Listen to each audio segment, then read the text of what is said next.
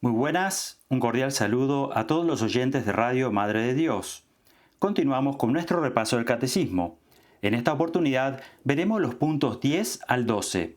Mi nombre es Luis y soy colaborador de Radio Madre de Dios. En el programa anterior, a modo de resumen, hablamos de los períodos de renovación de la Iglesia. Vimos cómo se ha desarrollado la catequesis en la Iglesia y ante dudas o herejías que iban surgiendo, la Iglesia debía aclarar dichas dudas y combatir las herejías, es decir, aclarar bien la doctrina frente a los errores. Esto, aclaramos, no se refiere a un cambio de doctrina, sino a una explicación detallada y profunda de la misma para evacuar dudas y evitar errores en la misma.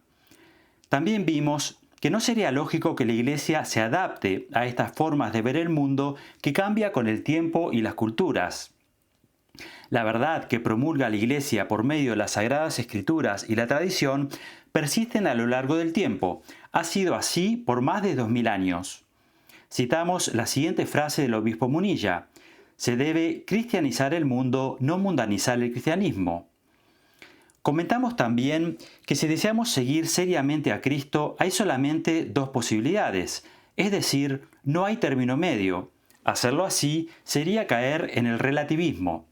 Y aquí vemos el pasaje bíblico que lo manifiesta. Dice en Lucas capítulo 11 versículo 23, el que no está conmigo está contra mí, y el que no recoge conmigo desparrama. Vemos que en este pasaje se dan solo dos opciones. Jesús, en su seguimiento, por tanto, es radical. Dijimos también a este respecto que cuando queremos convertirnos, debemos en principio dejar las malas obras y de forma simultánea hacer buenas obras, ya que de lo contrario estaría mezclando obras buenas con malas, y eso no sería una conversión sincera. Comentamos también, como dice San Pablo, «Ay de mí si no predicara el Evangelio». Vimos que esta frase vale para todos nosotros también, ya que en cuanto hemos sido bautizados, tenemos tres ministerios principales. Somos sacerdotes, profetas y reyes. Y en cuanto a profetas, se refiere a predicar la palabra de Dios, en que escuchamos su palabra, la meditamos y la transmitimos a los demás, comenzando por la propia familia. Finalmente, hablamos de los padres de la Iglesia, los cuales son importantísimos, e hicimos una breve reseña histórica de los comienzos del cristianismo. Dijimos que el cristianismo como religión nace en el tiempo del esplendor romano y la cultura helenística, la cultura griega. Este tiempo se caracterizaba por los grandes conocimientos que la humanidad había alcanzado en geometría, física, filosofía, etc. En este ambiente de alta cultura filosófica, los primeros cristianos tuvieron que exponer sus creencias en armonía con la razón a fin de que los hombres pudieran entender que Dios había encarnado en Cristo para la salvación de todos. Hemos hablado de los fundamentos principales de la fe católica. Vienen ahora aspectos de explicación práctica, cómo se elaboró, de qué manera tiene que ser leído el catecismo, etc. Pasamos, por tanto, al punto número 10. Dice así: no es extraño por ello que en el dinamismo del Concilio Vaticano II, que el Papa Pablo VI consideraba como el gran catecismo de los tiempos modernos, la catequesis de la Iglesia haya atraído de nuevo la atención. El Directorio General de la Catequesis de 1971, las sesiones del Sínodo de los Obispos consagrados a la Evangelización 1974 y a la Catequesis 1977, las exhortaciones apostólicas correspondientes Evangelii Nuntiandi de 1975 y Catechesi Trindade de 1979 dan testimonio de ello. La sesión extraordinaria del Sínodo de los Obispos de 1985 pidió que sea redactado un catecismo o compendio de toda la doctrina católica, tanto sobre la fe como sobre la moral. El Santo Padre Juan Pablo II hizo suyo este deseo emitido por el Sínodo de los Obispos, reconociendo que responde totalmente a una verdadera necesidad de la Iglesia universal y de las iglesias particulares. El Papa dispuso todo lo necesario para que se realizara la petición de los padres sinodales. Pasemos ahora entonces a comentar este punto número 10. Es necesario aclarar que este espíritu catequético ha nacido del Concilio Vaticano II. ha habido un cambio cultural muy fuerte en esta segunda mitad del siglo XX. El Papa Juan XXIII tuvo esta inspiración de convocar el Concilio Vaticano II. A pesar que estamos viviendo una gran crisis debido a este cambio cultural y se ve además una flaqueza en el conocimiento de la religión, estamos de acuerdo en que esta crisis sería mayor aún de no haberse realizado dicho concilio. Se dio un diálogo en él entre la Iglesia y la sociedad. Esta sociedad que iba cambiando con el peligro de perder sus raíces cristianas. Gracias al Concilio Vaticano II se produjo este diálogo fe-cultura. Hay quienes han pensado que el Concilio Vaticano II ha sido la causa de la crisis. El mismo se produjo en un momento de una inflexión cultural muy grande, es decir, que dicho concilio, como los anteriores, han sido para atender a ciertos desafíos surgidos.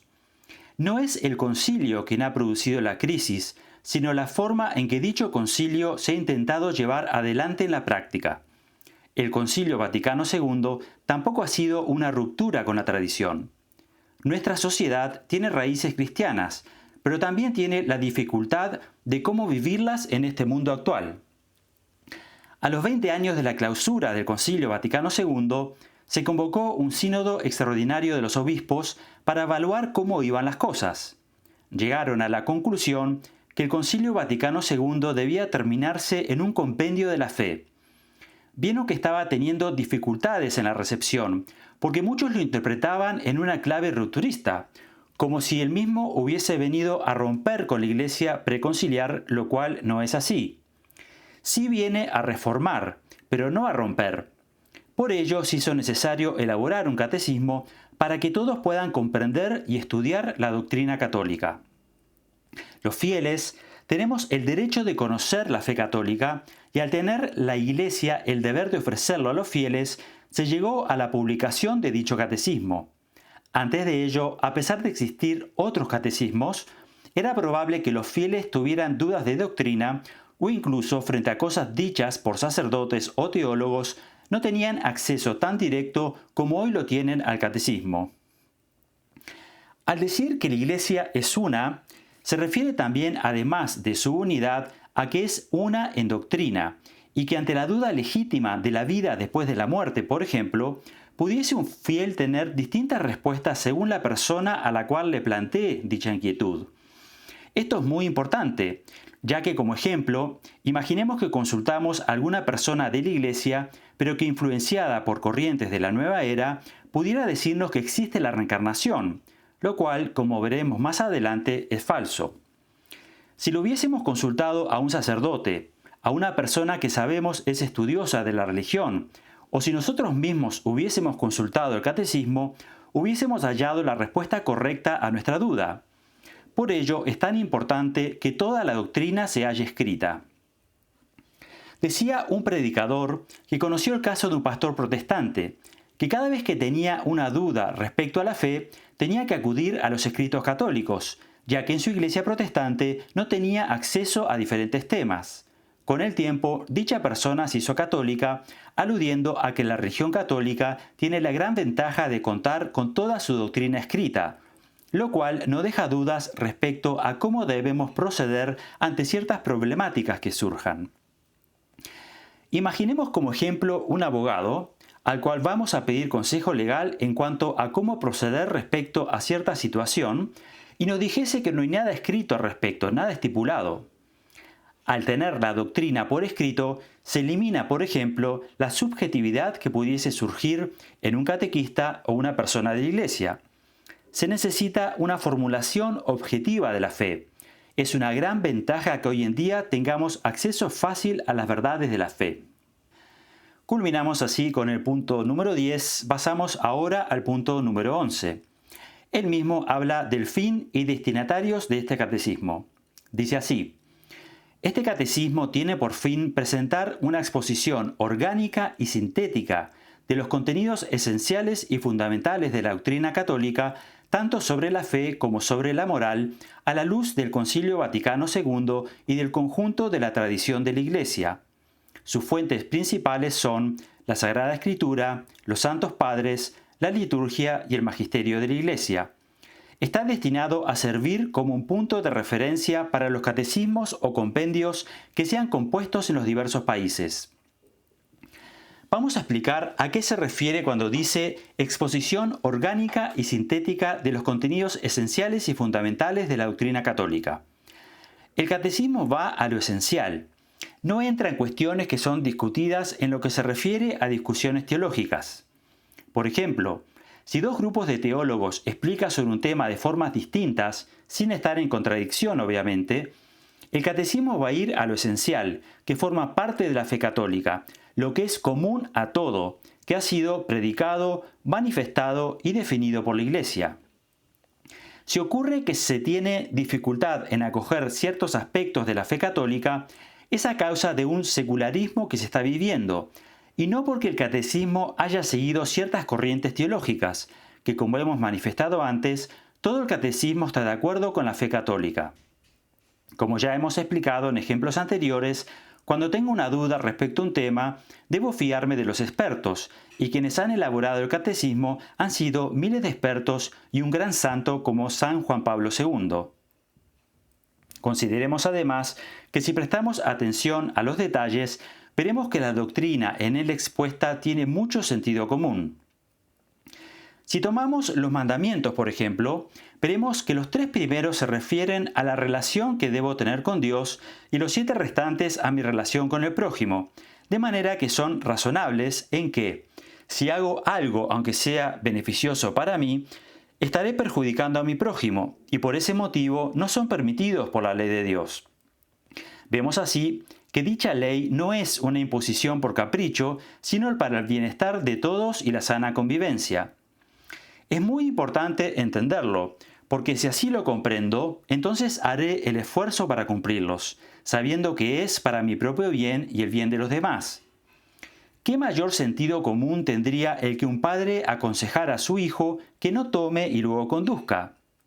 Cuanto más Dios, nuestro Padre amoroso, nos aconseja para nuestro mayor bien, porque si analizamos en profundidad los mandamientos, son necesarios no solamente para nuestro bien material, sino también, y más importante, para nuestro bien espiritual.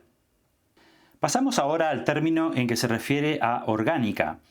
El mismo término se refiere a que la fe católica es un conjunto. Todas las verdades de fe están íntimamente relacionadas unas con otras. La fe católica no puede ser a la carta, debe ser tomada en su conjunto como un todo. Ocurre habitualmente que hay posturas relativistas y subjetivistas en que cada uno elabore una fe a la carta. Pongamos el ejemplo del supermercado, en que entro y tomo lo que a mí me gusta y rechazo aquello que me incomoda.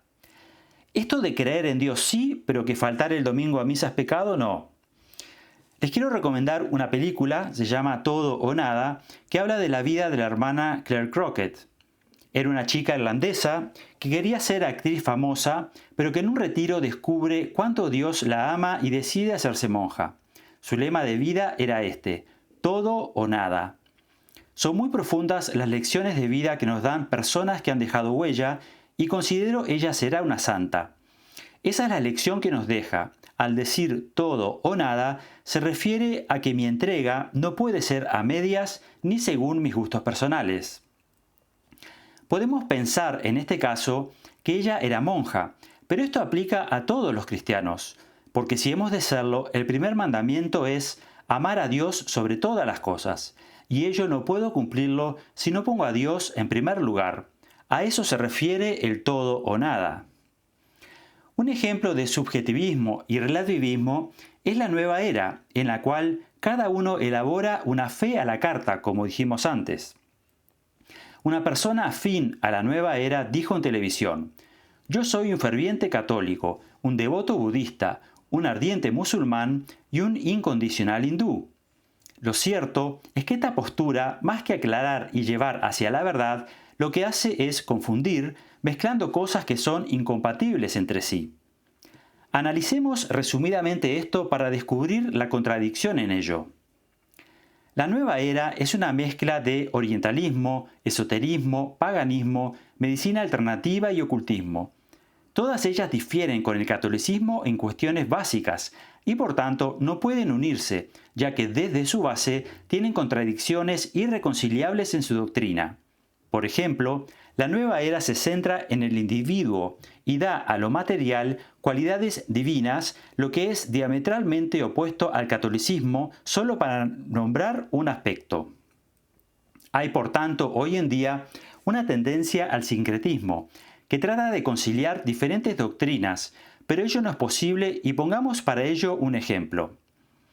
Si decimos que da lo mismo ser católico, esotérico, pagano, ocultista, etc., estamos diciendo que, en teoría, puedo servir al único y verdadero Dios mediante estas prácticas. Pero también estamos asumiendo que al ser una mezcla de distintas doctrinas y tradiciones, y que cada cual puede elegir de ellas las que más le gustan o convienen, el resultado inequívoco de ello será que cada persona tendrá por verdadera una doctrina distinta a la de los demás, porque habrá tomado para sí aquello que más le gusta o conviene de todas las opciones que nombramos antes, y por tanto se asumiría que se puede servir a Dios según cada cual quiera y le parezca, lo cual es absurdo, porque sería el hombre quien hace así que Dios se adapte al gusto de cada cual en vez de ser a la inversa.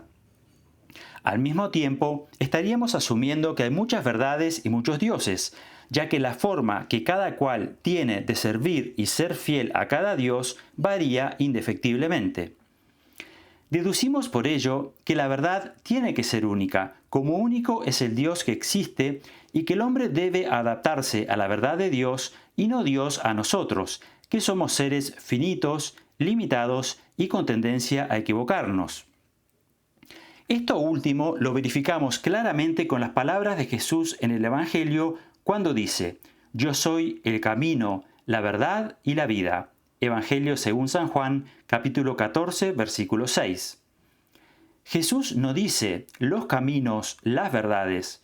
Claramente define un único camino y una única verdad, lo cual es de sentido común, como vimos, que exista una sola verdad, siendo que hay un solo Dios, el cual es perfecto e inmutable. Es decir, que no cambia, contrario a nosotros, que hoy podemos pensar de una manera y mañana de otra. El peligro de todo ello es que cuando uno se da cuenta, si de verdad lo analiza, está siguiendo una doctrina absolutamente contraria a la doctrina católica. Como decíamos, la fe es orgánica, está íntimamente unida en sus afirmaciones. Reafirmemos además que la fe es un todo, y como un todo debe ser acogida. Pongamos el siguiente ejemplo para descubrir la importancia del contexto en la Escritura y cómo la fe debe ser acogida como un todo. Dice la palabra de Dios: «Mirad los cuervos, no siembran, ni siegan, ni tienen bodegas ni graneros, y sin embargo Dios las alimenta. ¿Cuánto más valéis vosotros que las aves?». Evangelio según San Lucas, capítulo 12, versículo 24. Si tomamos este paisaje aislado, podríamos interpretar que no necesitamos trabajar y que Dios nos ha de alimentar, pero evidentemente no es así. Dice el pasaje en 2 Tesalonicenses capítulo 3, versículos 11 y 12. «Algunos de vosotros viven en el desorden, sin trabajar, solo ocupándose en cosas vanas. A los tales les ordenamos y exhortamos en el Señor Jesucristo que trabajando tranquilamente coman su propio pan». Por ello, es necesario que se tome la fe como un todo.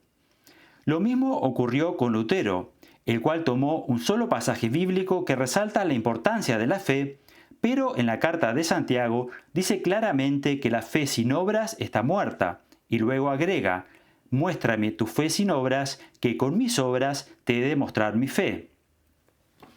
Creo que el problema que padecemos hoy día es una desconfianza en las instituciones y personas, pero no debe ser así con Dios, ya que Él nunca falla.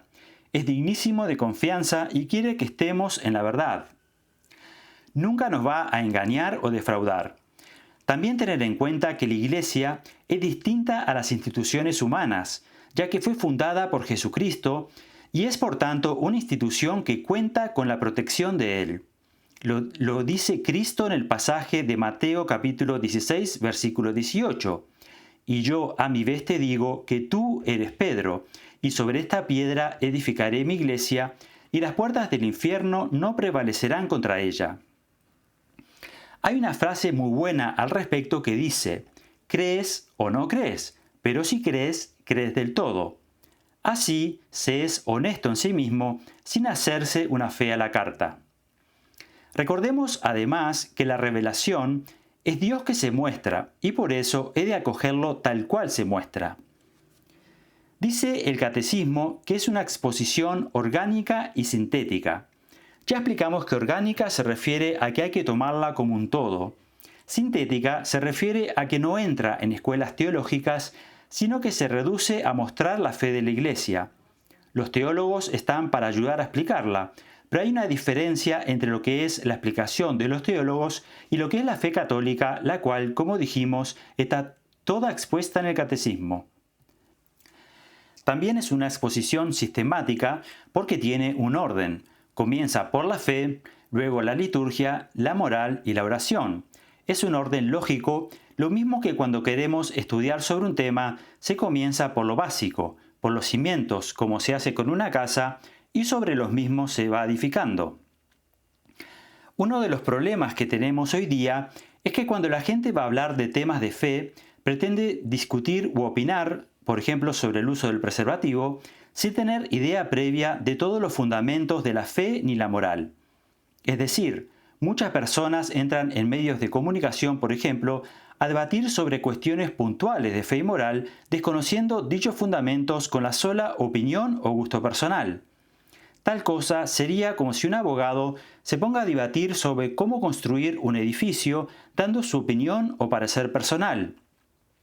Es lógico que estos temas deben, por tanto, dejarse a los expertos en los mismos. Es incluso una actitud humilde de parte de la persona el reconocer que no se encuentra capacitada para debatir aquellos temas en los que no es idónea porque no ha estudiado al respecto. Es por tanto de vital importancia que nos preocupemos de seguir nuestra formación en la fe, leyendo y orando con la Sagrada Biblia, el Catecismo y la lectura de libros de santos o libros católicos que nos ayuden a profundizar y conocer la fe. Recordemos que cuanto mejor conozcamos nuestra fe, más nos enamoraremos de Dios, y más fácil será, como dice el dicho, que no nos pasen gato por liebre, es decir, que conoceremos nuestra fe con certeza y no seremos engañados. Hay, por tanto, un tema a resolver en la comunicación de la Iglesia Católica con el mundo. Ha ocurrido con el tiempo que se ha dado voz a estas tendencias de opinión personal. Cuando se hablan temas de fe en que se quiere rebatir o informar sobre ciertos temas, se tiende a usar términos peyorativos o a ridiculizar la misma. Algunos años atrás, había programas en que distintas personas debatían y la Iglesia podía también manifestar su postura mediante la participación de sacerdotes o teólogos. A modo de ejemplo, un muy buen programa era el programa español Lágrimas en la lluvia, el cual les recomiendo si desean verlo, ya que está disponible en YouTube. Ocurre, por tanto, que en estos tiempos se pueden decir por distintos medios de comunicación cosas erradas respecto a la fe, pero al no tener la posibilidad de participar en dichos debates, es difícil refutar dichas ideas.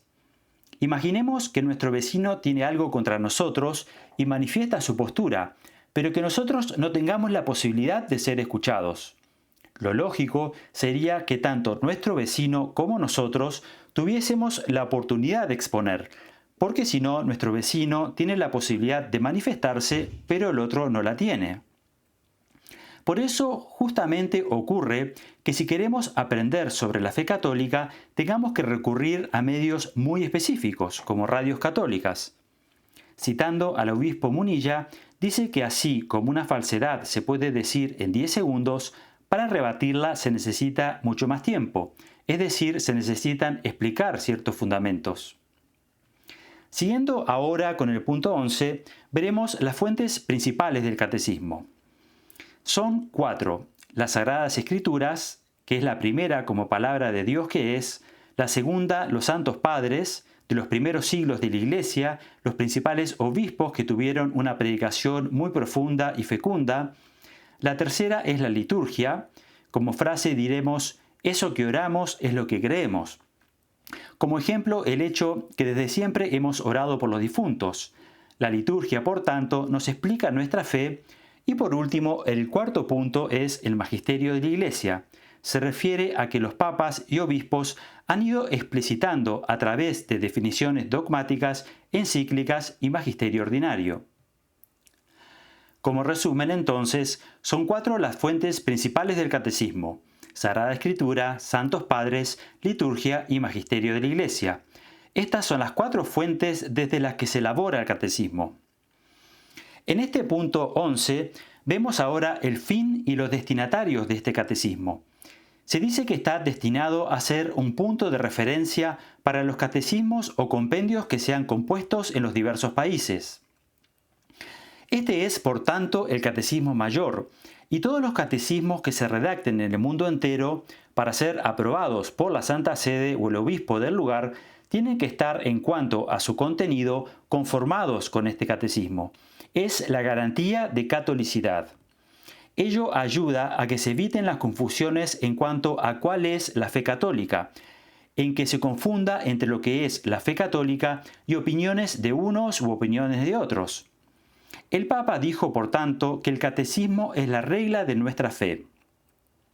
Con esto que hemos dicho, es claro que respecto a un tema de fe, más que prestar atención a la opinión de una persona que pueda ser muy capaz pero no idónea en el tema, es nuestra responsabilidad recurrir a la fuente verdadera, porque como hemos dicho, la fe es razonable y las cosas no son porque sí, sino que tienen su razón de ser, y aunque lea y no comprenda en el momento la respuesta, si busco las razones lo terminaré comprendiendo, pero me fío de Dios que nos ha revelado su palabra, que es la verdad.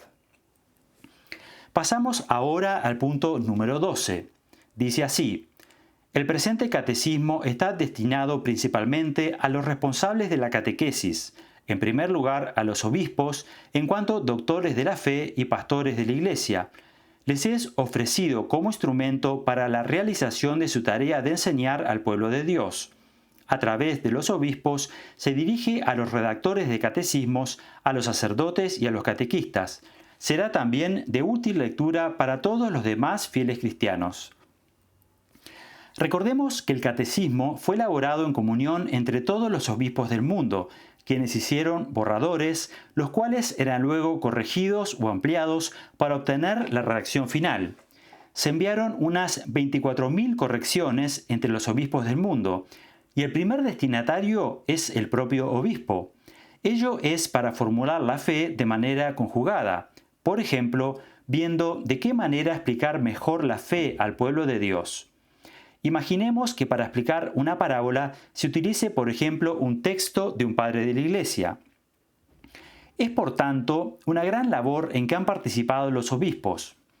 ¿Cómo explicar la fe conforme a la tradición, conforme a la Sagrada Escritura, a los santos padres y al magisterio, de la forma más pedagógica posible para que, lejos de confundir, el pueblo de Dios pueda comprender mejor la fe? Vemos que fue elaborado por los obispos, pero el primer destinatario es el obispo. Una de sus misiones principales es predicar la fe. También es útil para los catequistas, los sacerdotes para predicar la homilía, y también es de acceso para todos los fieles, ya que está en un lenguaje accesible. Como dijimos, no es el objeto del catecismo ser un estudio profundo de teología. Se ha hecho además un catecismo para jóvenes, que es una versión del catecismo mayor llamado Yucat. Es de amplia difusión y muy bueno es su contenido, el cual busca llegar a todos los jóvenes. El catecismo, como veníamos diciendo, es el complemento ideal para la Sagrada Biblia, la cual no debe faltar en la casa de ningún católico. Respecto al catecismo, puede ser el catecismo mayor o el compendio, que es un resumen en formato de preguntas y respuestas elaborado por el Papa Benedicto XVI. Para finalizar, a partir de este programa, vamos a dejar una frase para reflexionar durante la semana que es muy adecuada para los tiempos que vivimos. La frase es la siguiente: el sentido común es el menos común de los sentidos. Y para terminar, les aliento a continuar con nuestra formación del catecismo. Además de escuchar este programa en la radio Madre de Dios, pueden tener acceso a estos videos de explicación del catecismo en el canal de YouTube llamado Editorial María Reina. No olvidemos nunca que el Señor nos ama infinitamente más de lo que podemos pensar y que Él ya ha triunfado. Muchas gracias por su atención. Les envío un saludo cordial a todos los oyentes de Radio Madre de Dios. Que la Virgen Santísima les proteja y bendiga siempre y hasta la próxima emisión si Dios quiere.